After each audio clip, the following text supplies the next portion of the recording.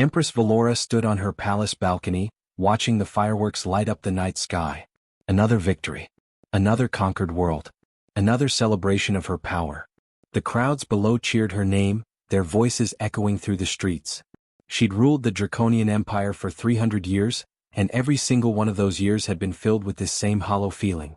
She touched the golden mask that covered her face. The mask that made her look powerful, untouchable, divine. But behind it she felt nothing. Just emptiness. Just endless, crushing loneliness. Tonight was different though. Tonight, something inside her finally broke. She couldn't do this anymore. Couldn't stand on this balcony pretending that conquest and power meant anything. She needed to understand what she was really ruling. She needed to remember what it felt like to be real. Valora made a decision that would have terrified her advisors. She was going to leave the palace. Not as an empress but as a nobody. She wanted to see her empire through the eyes of the people who actually lived in it. Using old magic she hadn't touched in decades, Valora changed her appearance. Her brilliant golden scales faded to a dull brown. Her regal bearing disappeared under a simple merchant's cloak. She looked at herself in the mirror and saw someone ordinary. Someone who could walk through the streets without soldiers bowing or people running away in fear. For the first time in a century she slipped past her guards and walked out into the city alone. The lower districts hit her like a physical blow.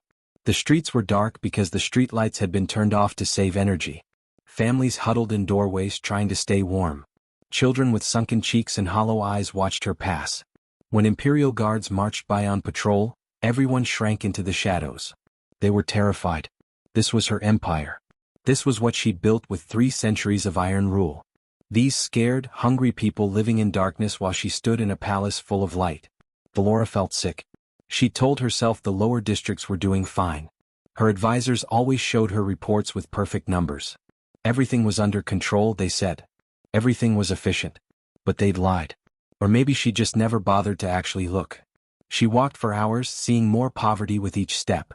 Then, around midnight, in the poorest quarter of the city where even the buildings looked ready to collapse, she saw something strange. A faint glow coming from an abandoned warehouse. Curiosity pulled her toward it. She pushed open the rusty door carefully, not sure what she'd find inside. What she found changed everything. A young man sat on the concrete floor, completely absorbed in his work. Books were scattered around him in messy piles. Pages torn from textbooks were pinned to the walls. Mathematical equations covered every available surface, written in chalk. And in the center of it all, a single candle flickered, barely giving enough light to see by. The man was human. One of the species her empire had conquered 40 years ago. He was thin, too thin, with dark circles under his eyes that spoke of too many sleepless nights. But those eyes burned with an intensity that made Valora stop and stare.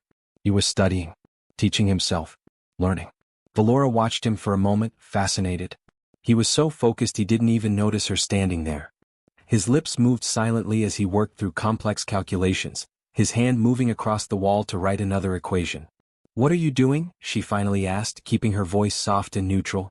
The man jumped so hard he nearly knocked over his precious candle. He scrambled to his feet, fear flashing across his face before he controlled it. His eyes darted to the door behind her, calculating escape routes. I'm just studying," he said carefully, watching her for any sign of threat. "I'm not breaking any laws. This building's been abandoned for years. I'm not hurting anyone." "I can see that," Valora said, stepping closer to look at the equations on the wall. Her trained eye recognized them immediately. Advanced physics. Fusion energy theory. This wasn't simple mathematics. This was cutting-edge science that even her court scholars struggled with. "You're teaching yourself fusion physics?" she asked, unable to hide her surprise. The young man relaxed slightly when she didn't threaten him or call for guards. "Yeah. I've been working on it for about 5 years now. It's slow going when you're doing it alone, but I'm making progress." "I'm Valora," she said, then caught herself. She couldn't use her real name. My name is Val. I'm a merchant. I studied some science when I was younger. May I ask your name?" "Calvin Reed," he answered, still watching her cautiously. "You really studied science? Not many people care about that stuff anymore." "I did, a long time ago." Valora looked at the walls covered in his work. "But why are you doing this? Why spend years teaching yourself something this difficult, alone in an abandoned warehouse?" Calvin's expression changed. The wariness faded, replaced by something deeper. Something that looked like grief and determination mixed together. Because of my parents, he said quietly. 7 years ago there were energy riots in the city. The main power station failed and people panicked. Everyone was fighting over ration credits for electricity. My parents were just waiting in line, trying to get enough power to heat our apartment for the winter. The crowd went crazy and they got trampled. I was 23 years old, and I had to bury both my parents because there wasn't enough energy to go around. Valora felt her heart crack. She remembered those riots. She'd been in her palace, annoyed that the disturbance had interrupted her dinner. Her generals had told her they'd restored order. They'd never mentioned the casualties.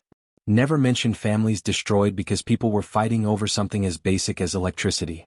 "I'm so sorry," she whispered. Calvin shrugged, but she could see the pain was still raw. After that, I made a decision. I decided I was going to solve the energy crisis. Not just for humans but for everyone. I started collecting books, anything I could find on fusion theory. If I could figure out controlled fusion, we'd have unlimited clean energy. Nobody would ever have to die fighting over power again. "That's why you're learning this?"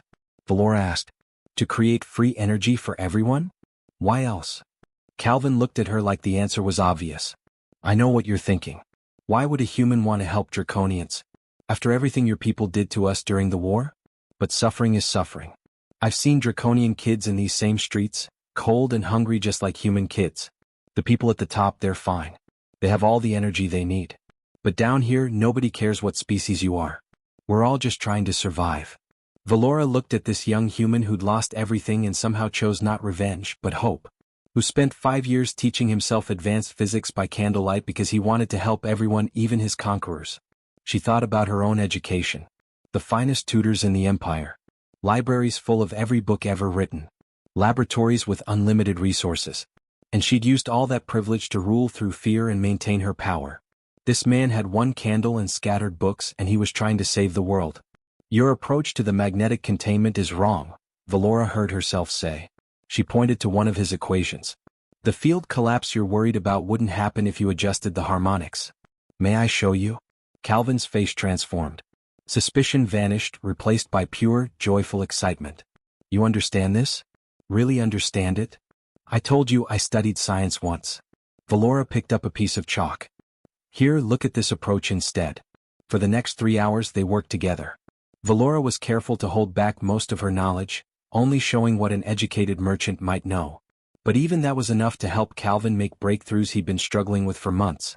His mind was brilliant. Creative in ways her court scientists never were. He found solutions she wouldn't have considered, approached problems from angles that surprised her. Working with him felt like waking up after a long sleep. She was thinking again, really thinking, not just ruling and judging and maintaining power. "This is incredible," Calvin said as dawn started to lighten the sky outside. "I've been stuck on these equations for half a year. You helped me see them completely differently. Thank you." Valora realized with shock that she needed to leave. Her guards would be discovering her absence soon. Panic would spread through the palace. She had to get back. "I have to go," she said abruptly, standing up. "Business to attend to." "Will you come back?" Calvin asked hopefully. "I mean, if you have time. It's been so long since I had anyone to talk to about this. To work with. Most people think I'm crazy, wasting my time on impossible dreams." Valora looked at his hopeful face. At the equations covering the walls.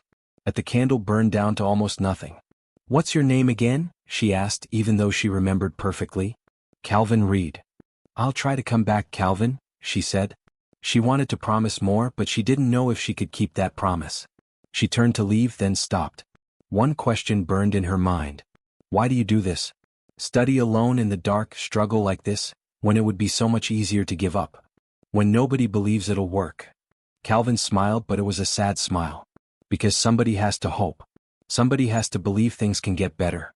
Even if I never finish this, even if I die in this warehouse before I crack the formula, at least I spent my life trying to bring light to the world instead of adding to the darkness. That has to count for something, right? Valora left without answering because she couldn't speak past the lump in her throat. She made it back to the palace just before dawn, slipping past guards who hadn't noticed her absence yet. But she'd barely removed her disguise when her chief lieutenant burst into her chambers. "Your Majesty, emergency council meeting. There's been an attack on the Northern Research Facility. Multiple casualties. Equipment destroyed. Early intelligence suggests it was human rebels." Valora's blood turned to ice. Suspects. Not yet, but the generals are demanding immediate action. They want authorization for mass arrests in the human districts. Collective punishment to send a message. In the throne room 20 minutes later, Valora sat surrounded by her generals and advisors. All of them were calling for blood. Swift, brutal retaliation against the human population. We must show strength, General Craven declared. Make an example. Round up the known troublemakers and execute them publicly. Show these humans what happens when they dare attack Imperial property. Other voices agreed. Arrest hundreds. Interrogate with force. Make the humans remember their place. Valora thought about Calvin Reed, studying by candlelight, dreaming of a future where everyone had enough. She thought about his parents, trampled during energy riots because there wasn't enough power to go around. She thought about a young man who chose hope over hatred even after losing everything. No immediate action, she said firmly. I want a full investigation first. Bring me evidence. Proof. Not assumptions. Your Majesty, we can't show weakness, Craven protested. I said no, Valora's voice cut through the room like a blade. You have until sunset to bring me solid evidence. Then and only then will I decide appropriate action. Dismissed. As her council filed out, muttering about her hesitation, Valora sat alone on her throne. She had until sunset to decide the fate of every human in her capital city, including a young man who'd done nothing wrong except dream of bringing light to the darkness. She thought about 300 years of ruling through fear, of quick judgments and brutal efficiency, of maintaining power at any cost. And she thought about sitting on a cold warehouse floor, working through equations with someone who saw her not as an empress but just as another person trying to understand the universe. For the first time in 3 centuries, Empress Valora wasn't sure what the right choice was. And that uncertainty terrified her more than any enemy ever had. Valora spent the entire day examining every piece of evidence from the attack. Her generals kept pushing her to make a decision, to authorize the crackdown they wanted so badly. But something felt wrong about all of it. The evidence looked perfect. Too perfect. Human fingerprints everywhere. Weapons traced back to human resistance groups. Witnesses who swore they saw human attackers. It was exactly the kind of evidence you'd expect if humans really had attacked the facility. But Valora had lived 300 years. She knew what manufactured evidence looked like. And this had all the signs. She visited the Northern Research Facility herself, ignoring her general's protests about security risks. The moment she stepped into the damaged area, her suspicions grew stronger. The blast patterns were too precise, too controlled. Whoever did this knew exactly what they were doing. Human rebels didn't have that kind of training. They didn't have access to the materials needed for explosives this sophisticated. And the timing was too convenient, happening right when tensions between species were starting to ease slightly. Valora searched through the rubble herself, not trusting anyone else to do it properly. Her hands got dirty. Her robes got torn. Her advisors looked horrified seeing their empress crawling through debris like a common investigator. Then she found it. Hidden under a collapsed beam, half buried in concrete dust, was a small piece of armor. Draconian military armor. With a serial number that traced back to the Imperial Guard. Her own soldiers had been here during the attack. Valora pocketed the evidence without telling anyone. Her mind raced with the implications. If her generals had staged this attack to justify crushing the humans, then how deep did the corruption go? How many other attacks had been fake? How many times had she ordered retaliation based on lies? The sun was getting lower. She had maybe 3 hours before her council expected a decision. Before they expected her to authorize mass arrests, executions, collective punishment for an attack humans probably didn't even commit. She should have gone to the throne room. Should have started preparing her response. Instead, Valora found herself walking back toward the lower districts. Back toward that abandoned warehouse. She needed to see if Calvin was still there. Still free. Still alive. Or if her generals had already moved against him. The warehouse glowed brighter than before. Multiple candles lit the inside now. Valora's chest tightened. Calvin couldn't afford multiple candles. Which meant something had changed. She pushed open the door quietly and stopped in her tracks. Calvin wasn't alone. 3 other people sat with him on the floor, all of them young, all of them human. They were bent over notebooks, studying intently while Calvin explained something on the wall. See, this is the breakthrough Val helped me make last night, Calvin was saying, pointing to equations. Once we understand magnetic containment properly, we can start working on practical applications.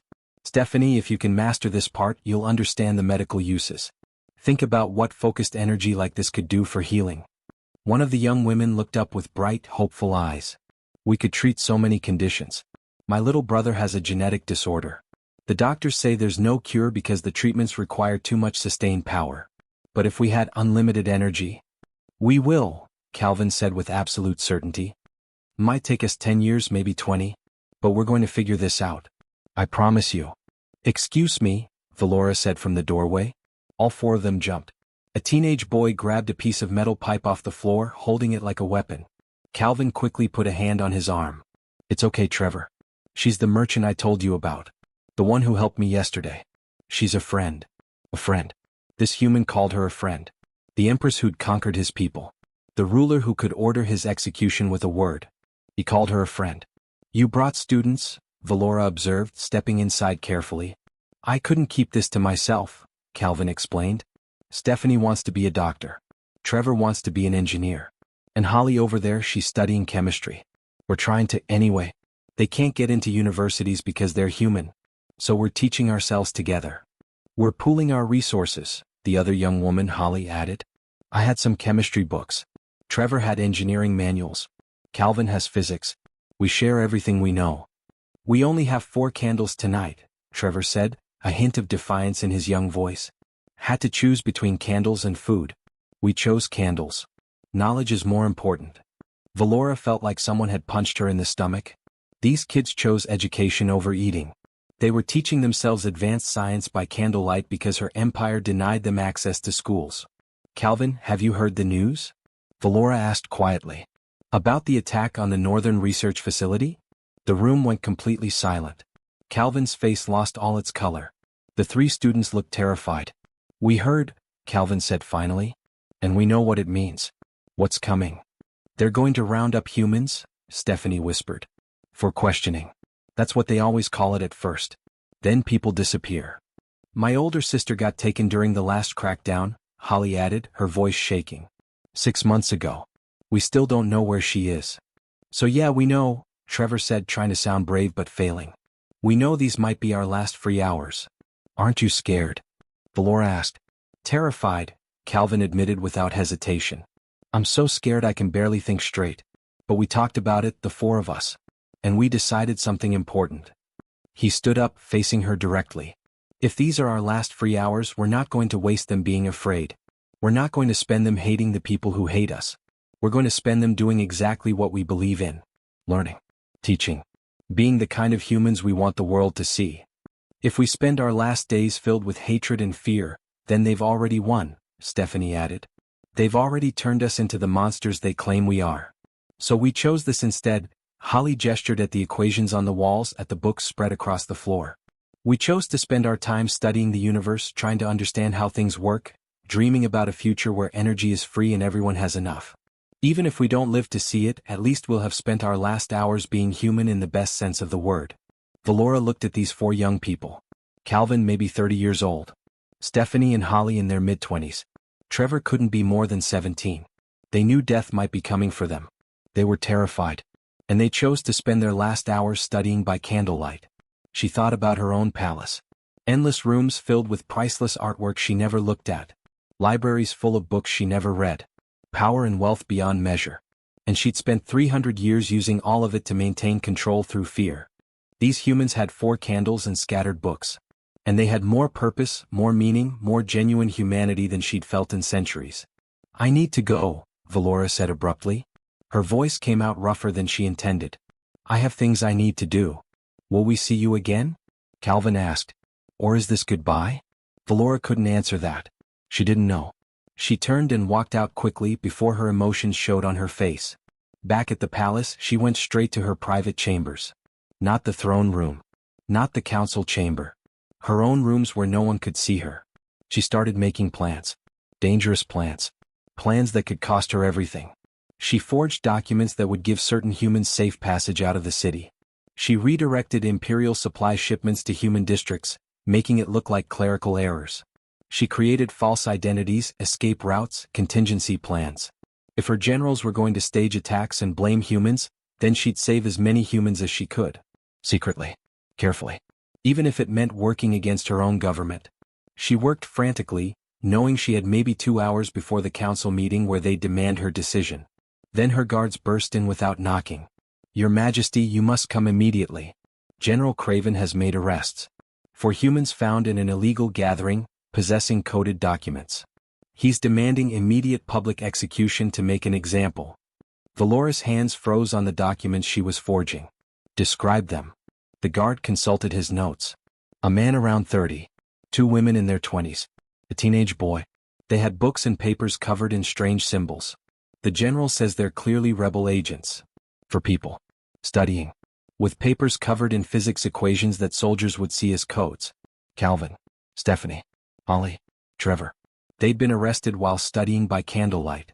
Arrested for the crime of wanting to learn. Where are they?" Valora demanded, already moving. "The throne room, Your Majesty. General Craven is waiting for your authorization to proceed with immediate execution.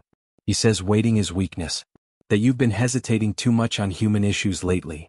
Valora pulled on her full imperial regalia. The heavy robes. The golden mask. The symbols of 300 years of absolute power. She looked at herself in the mirror and saw a stranger.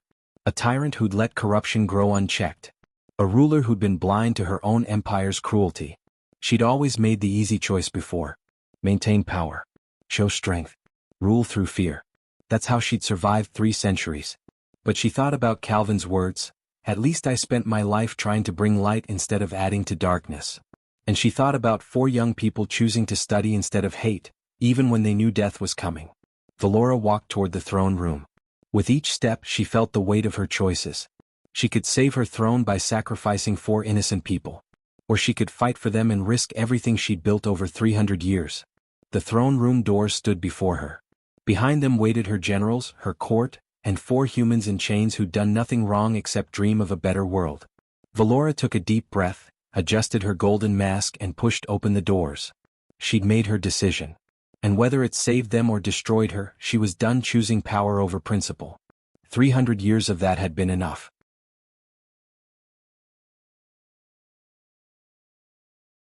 The throne room was packed with people. Every noble, every high-ranking official, every general had come to witness what they thought would be a simple execution. A show of imperial strength.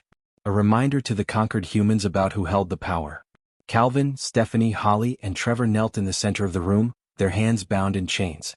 Guards surrounded them with weapons drawn. The 4 of them looked terrified, but they kept their heads up, refusing to cower.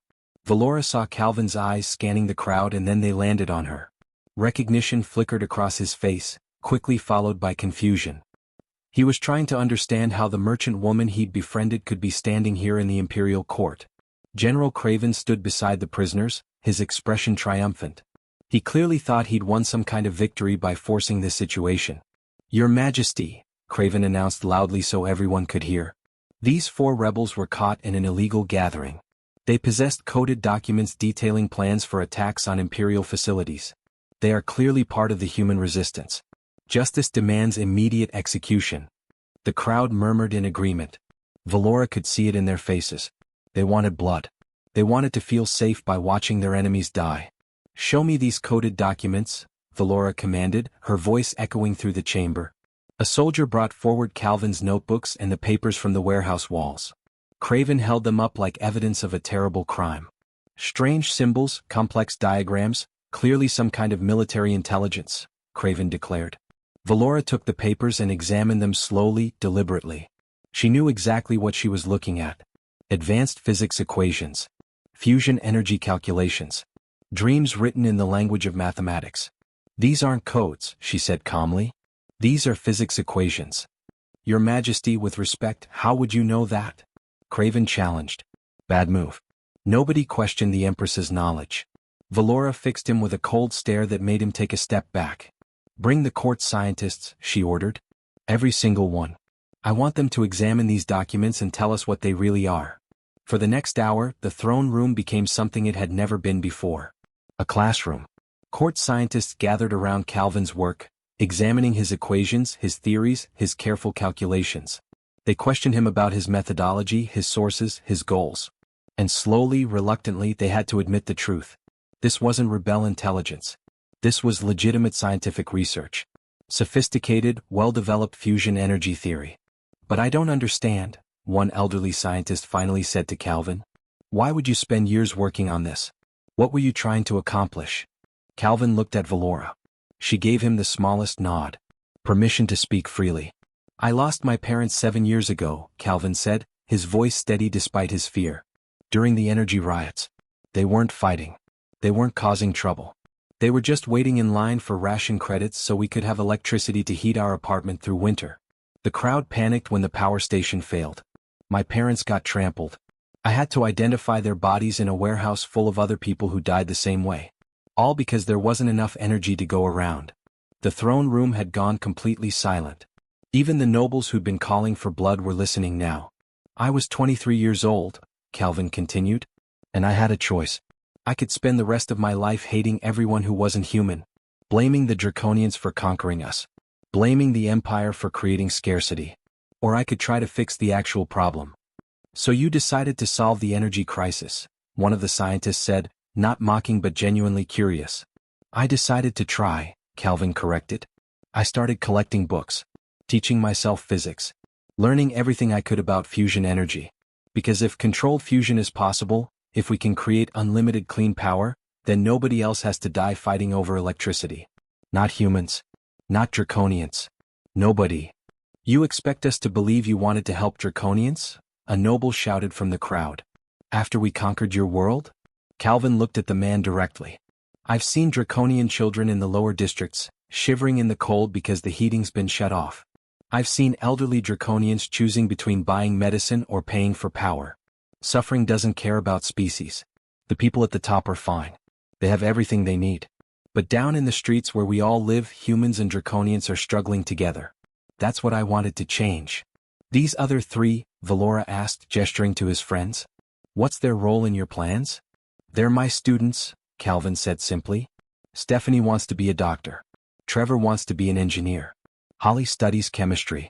But they can't go to universities because humans aren't allowed. So I teach them what I know. We share knowledge. We help each other learn. And what exactly were you doing when you were arrested? Valora pressed. Studying, Trevor spoke up for the first time, his young voice defiant. We were studying physics by candlelight. That's our crime. That's what we were doing wrong. We had 4 candles between us, Holly added quietly. We chose to buy candles instead of food that day because learning mattered more. Something shifted in the throne room. Valora could feel it. These weren't dangerous rebels. These were kids who were so desperate to learn that they gave up meals to buy candles. But General Craven wasn't done. This is manipulation, he declared angrily. Pretty words designed to make us lower our guard. These humans are dangerous. They possess advanced knowledge that could be weaponized. They must be eliminated before they become a real threat. So we should execute them for being too educated? Valora asked coldly. For understanding science too well? We should execute them for being human and therefore untrustworthy, Craven shot back. Your Majesty, I mean no disrespect, but you've been unusually sympathetic to human issues lately. Some in the court are beginning to question whether you've been compromised somehow. There it was. The real challenge. Craven wasn't just trying to execute 4 humans. He was questioning her fitness to rule. Valora stood from her throne slowly, deliberately. Every eye in the room fixed on her. This was the moment. The choice that would define everything that came next. I decree a trial, she announced. Calvin Reed claims his fusion research is legitimate and could benefit the Empire. We will test this claim. He will have 3 days to demonstrate his theories. If he succeeds, he and his students are pardoned. If he fails, he accepts execution for wasting the court's time with false claims. The throne room erupted in shocked murmurs. A trial? For humans? Unprecedented.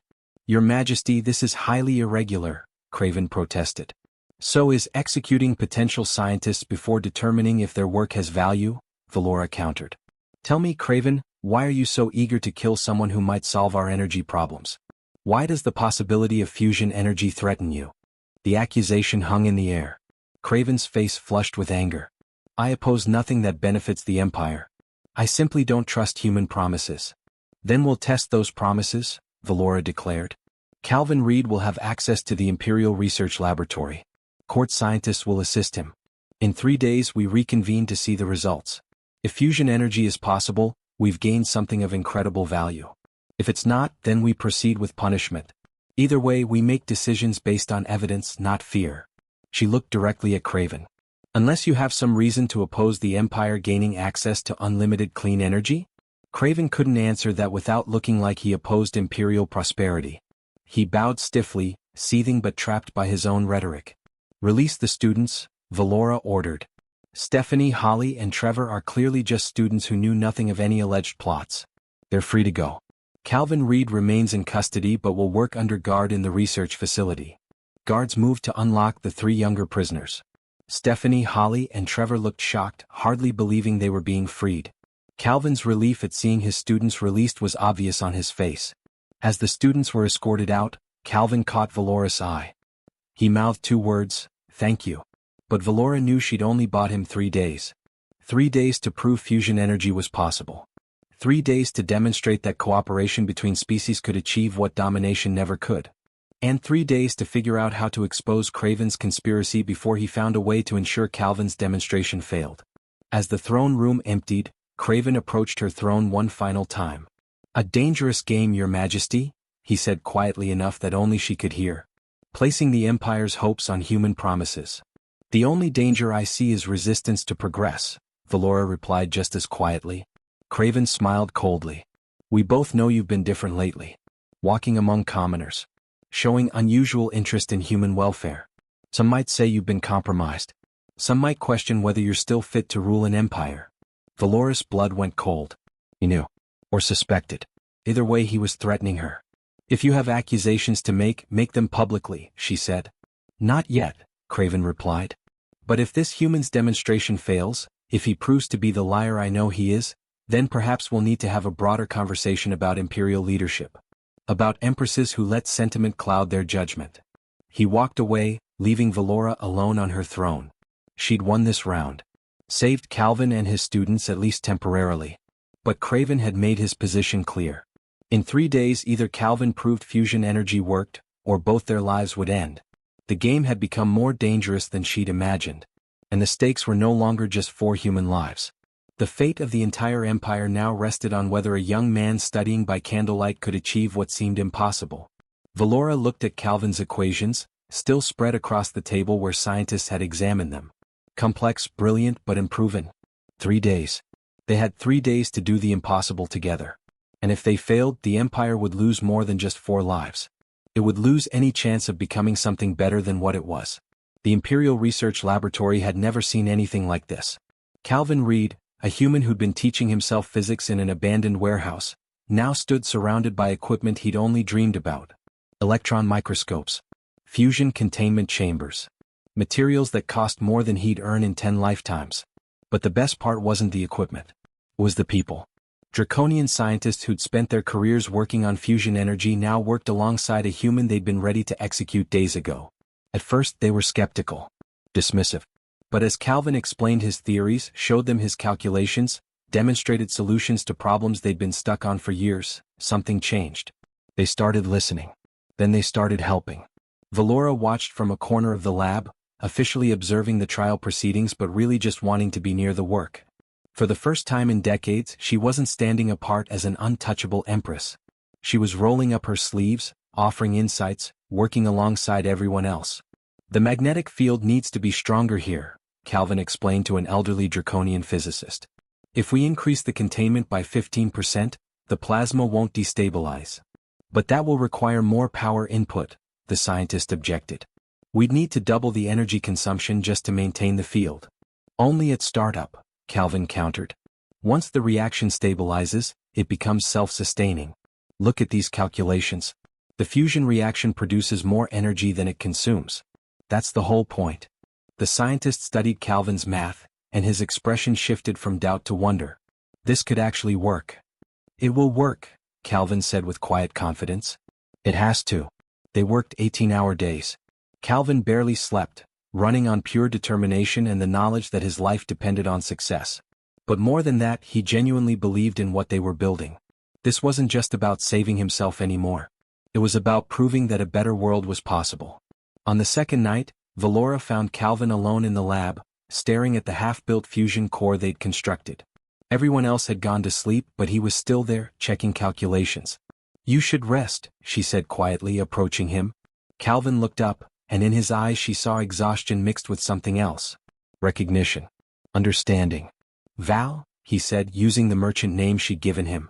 Or should I call you Your Majesty now? In here, just call me Valora, she said, sitting down beside him at the workbench. No titles. No pretense. You've been helping us, Calvin observed. Not just watching. Actually helping with the calculations, the design. You know more about fusion physics than you ever let on in that warehouse. I studied a long time ago, Valora said, which was true if incomplete. Why did you save us? Calvin asked directly. In that throne room you could have just let Craven execute us. Would have been easier for you. But you risked something to give us this chance. Why? Valora was quiet for a moment, choosing her words carefully. Because you reminded me of something I'd forgotten. What it means to have purpose beyond power. You were sitting in that warehouse with one candle, trying to solve a problem that would help everyone, even the people who'd conquered you. And I realized I'd spent 300 years ruling and I'd never once tried to actually help anyone. I just maintained control. 300 years? Calvin caught the number. That's a long time to be a merchant. I'm older than I look, Valora said with a slight smile. Calvin studied her face in the dim lab lighting. You're not really a merchant, are you? I figured that out pretty quickly. The way you move, the way you speak, the depth of your knowledge. You're someone important. Someone with real power. And you chose to sit on a dirty warehouse floor and help a random human with equations. That meant something to me. It meant something to me too, Valora admitted. More than you know. They sat in comfortable silence for a moment, then Calvin spoke again. This is going to work, you know. The fusion core. We're so close. Tomorrow we should be able to start the first test sequence. And if it works? Valora asked. Then we prove that cooperation achieves what domination never could, Calvin said.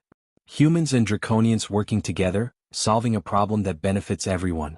That's worth more than just free energy. That's proof of what's possible. And if it doesn't work? Valora pressed. Calvin's expression grew somber. Then I face execution. But at least I'll have tried. At least I'll have spent my last days working towards something meaningful with people who started as enemies and became colleagues. That's not a bad way to go. Valora wanted to tell him it wouldn't come to that. That she'd protect him no matter what.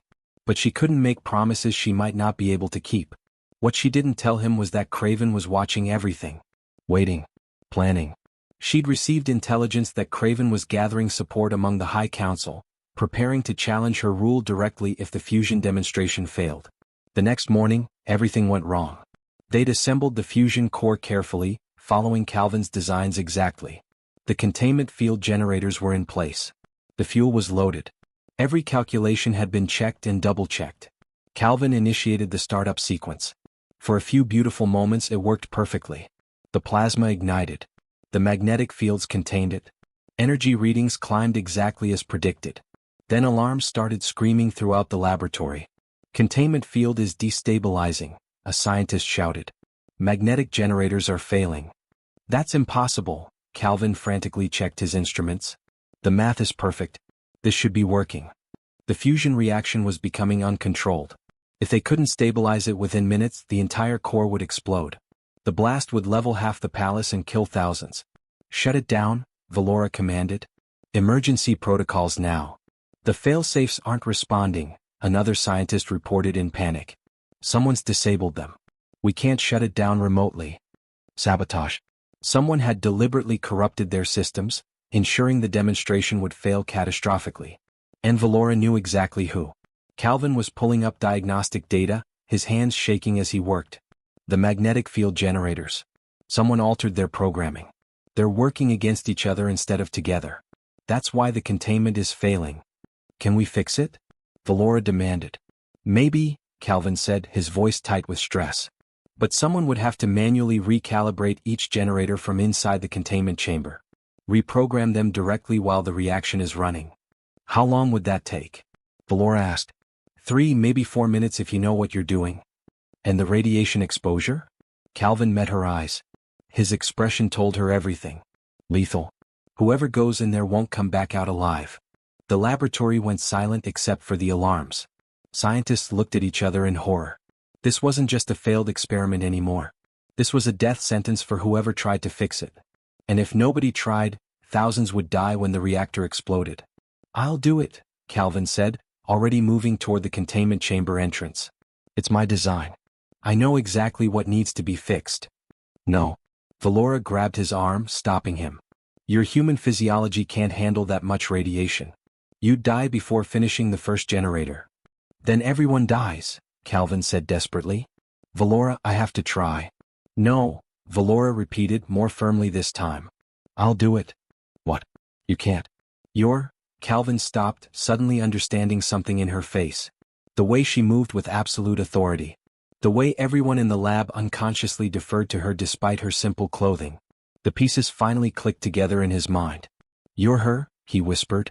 You're the Empress. Valora didn't deny it. There wasn't time.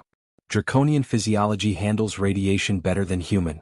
I might survive long enough to finish the recalibration. Might isn't good enough. Calvin grabbed her shoulders. An Empress shouldn't die for a human's experiment. Maybe an Empress shouldn't, Valora agreed. But a person should die for something that matters. And this matters, Calvin.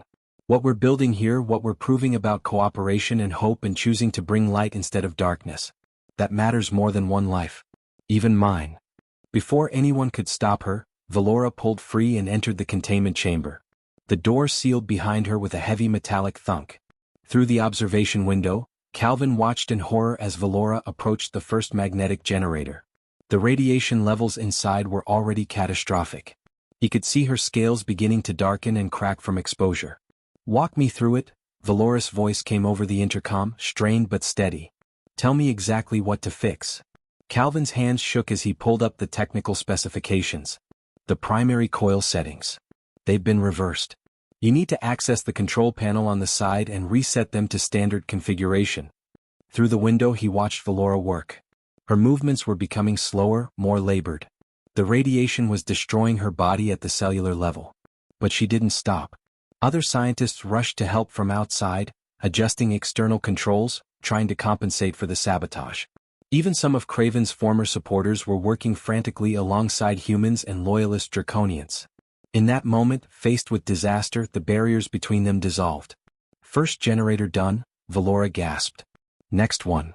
Left side near the cooling system, Calvin directed, fighting to keep his voice steady. Val, your radiation exposure is already past survivable levels. You need to get out. Not until it's finished, Valora replied. Keep talking. Tell me what to fix. Generator by generator, Valora worked through the sabotage. Her vision was blurring. Her hands could barely grasp the tools. But she kept going. Calvin talked her through each repair, his voice her anchor in the chaos. Around him, scientists who'd been strangers days ago now worked together seamlessly, united by desperate purpose. Last one, Valora whispered. Almost there. Her hands were shaking so badly she could barely work the controls. But she forced herself to focus, to finish what they'd started. The final generator reset. The magnetic containment fields realigned. The fusion reaction stabilized immediately, settling into the smooth, controlled burn they'd designed. It worked. Against all odds, despite sabotage, through cooperation and sacrifice, they'd proven fusion energy was possible. Get her out. Calvin screamed. Medical teams rushed into the contamination chamber as soon as it was safe. They pulled Valora's collapsed body out carefully. Her scales were blackened. She wasn't moving. Calvin knelt beside her, taking her hand. Stay with me. Please. We did it, Val. We proved it works. Just stay with me. Valora's eyes fluttered open, barely focusing. Did we succeed? Yes, Calvin said through tears. It's working perfectly. Clean energy just like you dreamed. We did it together. Good, Valora whispered. Then her eyes closed and she went completely still. The medical bay erupted into controlled chaos. Draconian doctors worked frantically over Valora's body while Calvin stood frozen, still holding her hand. Her scales were charred black. Her breathing had stopped. By every medical standard they knew, she should have been dead already. We're losing her, one doctor announced, checking vital signs that were rapidly failing. The radiation damage is too extensive. Even with our best treatments, there's nothing we can do. No, Calvin said firmly. There is something we can do. He turned to the Draconian physicist standing nearby. The fusion core. It's producing clean, controlled energy now. We theorized that focused fusion energy could accelerate cellular regeneration. We've never tested it, but the math was sound. That's completely experimental, the doctor protested. We've never tried anything like that on a living being, especially not someone this badly damaged. It could kill her faster. She's dying anyway, Calvin shot back. At least this gives her a chance. She risked everything to prove fusion could help people. Let's prove she was right.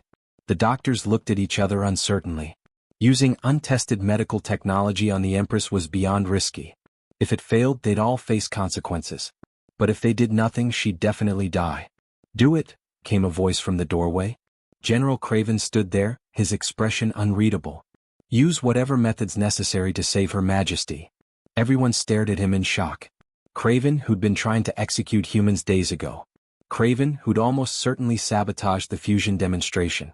Now he was authorizing experimental treatment to save Valoris' life? Calvin didn't trust it for a second, but he didn't have time to question Craven's motives. We need to move her to the laboratory. Set up the medical equipment there. We'll use the fusion core's energy output, but we need to focus and modulate it precisely. For the next 72 hours, Calvin barely left Valoris' side.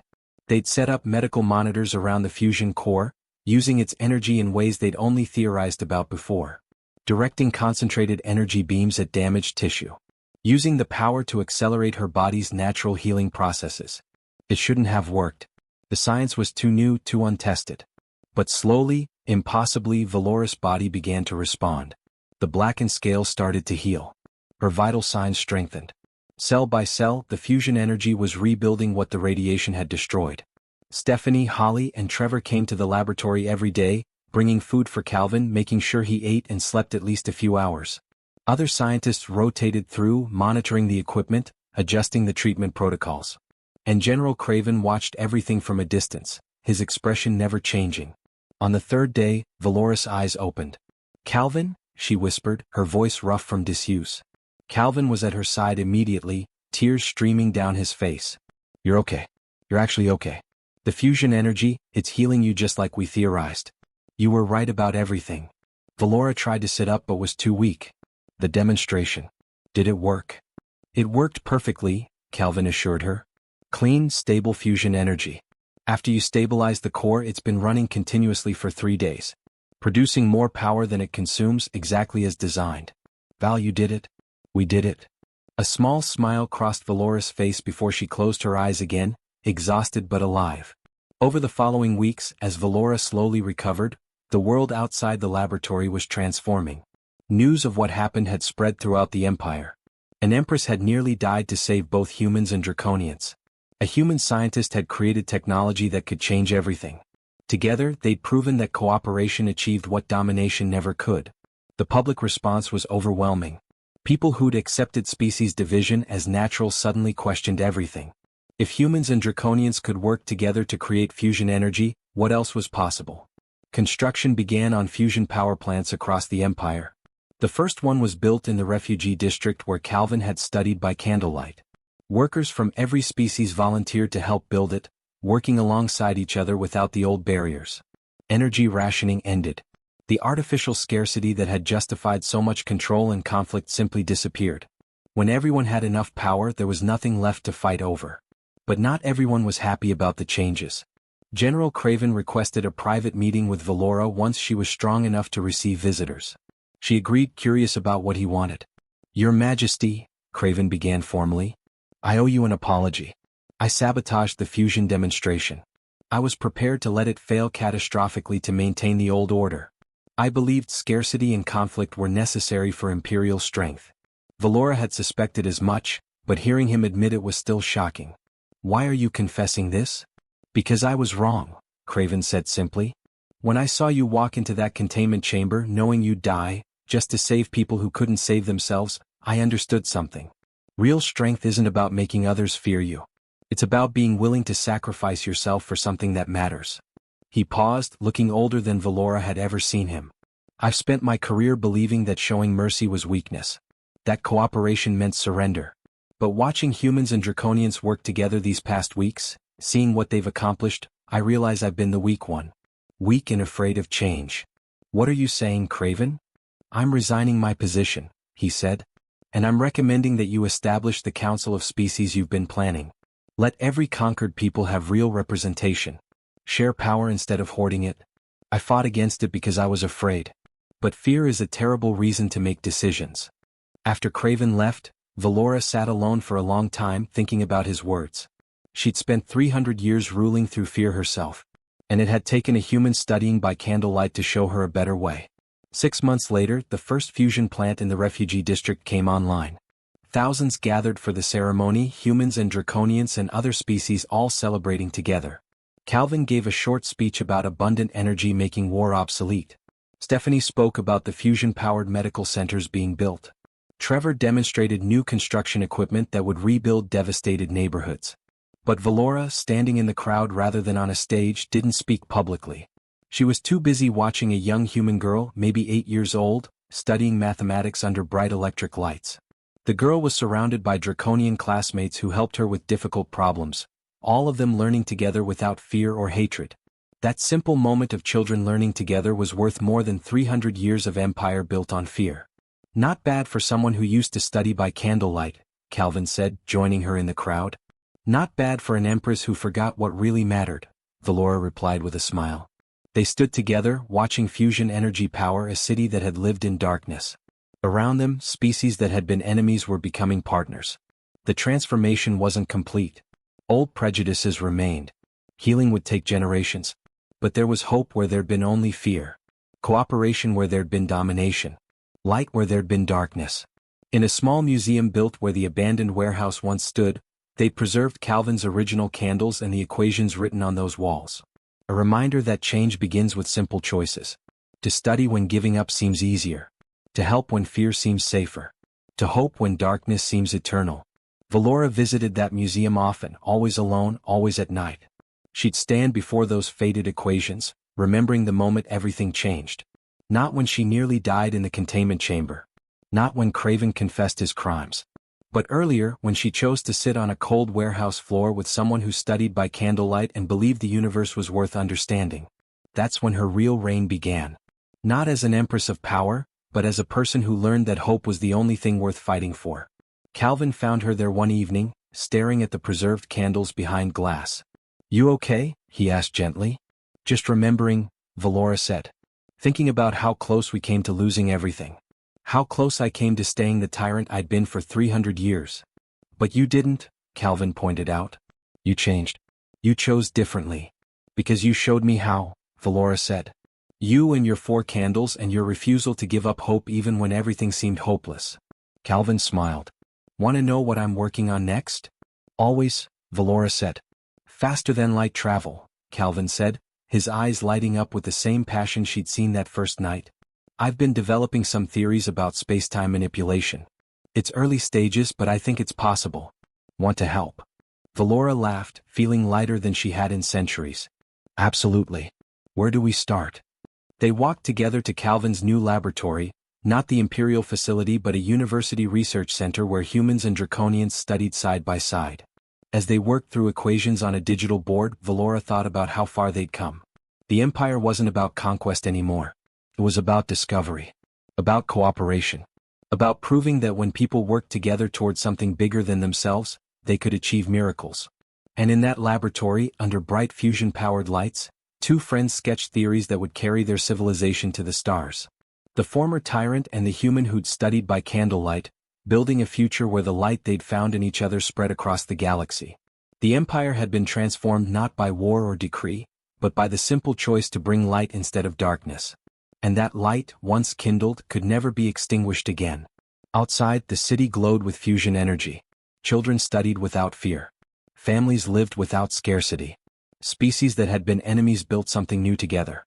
And in a museum, 4 preserved candles stood as eternal reminders that transformation is always possible when we choose hope over hatred, cooperation over domination, light over darkness. The dawn of understanding had finally come to an empire that had lived in darkness for too long. And it all started with one person brave enough to study by candlelight and one person wise enough to sit down and help.